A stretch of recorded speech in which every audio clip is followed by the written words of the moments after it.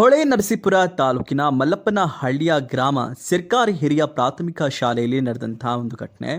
ವಿದ್ಯಾರ್ಥಿನಿಯರೊಂದಿಗೆ ಅನುಚಿತವಾಗಿ ವರ್ತನೆ ಆರೋಪದ ಹಿನ್ನೆಲೆಯಲ್ಲಿ ತಾಲೂಕಿನ ಸರ್ಕಾರಿ ಹಿರಿಯ ಪ್ರಾಥಮಿಕ ಶಾಲೆಯೊಂದರ ಶಿಕ್ಷಕ ಪ್ರೇಮ್ ಕುಮಾರನ್ನ ಬಿಇಒ ಅಮಾನತುಗೊಳಿಸಿದ್ದಾರೆ. ಈ ಕುರಿತು ಶಾಲೆಯ 7ನೇ ತರಗತಿ ವಿದ್ಯಾರ್ಥಿನಿಯರು ಮುಖ್ಯ ಶಿಕ್ಷಕರಿಗೆ ದೂರು ನೀಡಿದ್ದು, ಪೋಷಕರು ಬಿಇಒಗೆ ಶಿಕ್ಷಕನ ವಿರುದ್ಧ ದೂರು ನೀಡಿದ್ದಾರೆ.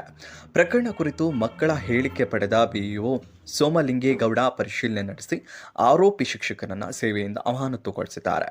ಹೆಣ್ಣು ಮಕ್ಕಳೆಂದು ಪರಿಗಣಿಸದೆ ಜೇಬಿಗೆ ಕೈ ಹಾಕ್ತಾರೆ, ಅಪ್ಪ ಅಮ್ಮನ ಬಗ್ಗೆ ಕೆಟ್ಟದಾಗಿ ಮಾತನಾಡ್ತಾರೆ, ಕೈಕಾಲು ಒತ್ತಲು ಹೇಳಿ ತರಗತಿಯ ಅವಧಿಯಲ್ಲಿ ನಿದ್ದೆ ಮಾಡ್ತಾರೆ, ಪ್ರಶ್ನೆ ಮಾಡಿದರೆ ಮಾತ್ರ ಸುಮ್ಮನಾಗುವರು, ಮತ್ತೆ ಅದೇ ಪುನರ್ವರ್ತನೆ ನಡೆಸಿದ್ದು ನಮಗೆ ಈ ಶಿಕ್ಷಕ ಬೇಡ ಎಂದು ದೂರಿನಲ್ಲಿ ವಿವರಿಸಿದ್ದಾರೆ. ವಿದ್ಯಾರ್ಥಿನಿಯ ಬಗ್ಗೆ ಅನುಚಿತವಾಗಿ ವರ್ತಿಸಿರುವ ಶಿಕ್ಷಕನ ವಿರುದ್ಧ ಕ್ರಮ ಕೈಗೊಳ್ಳುವಂತೆ ಗ್ರಾಮಸ್ಥರು ಆಕ್ರೋಶವನ್ನು ಹೊರಹಾಕಿದ್ದಾರೆ.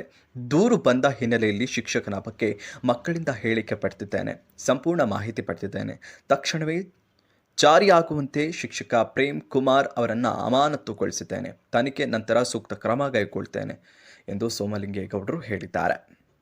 ಗ್ರಾಮಸ್ಥರು ಹೊಳೆನರಸೀಪುರ ರೂರಲ್ ಪೊಲೀಸ್ ಠಾಣೆಗೆ ತೆರಳಿ ದೂರು ನೀಡಿದರು.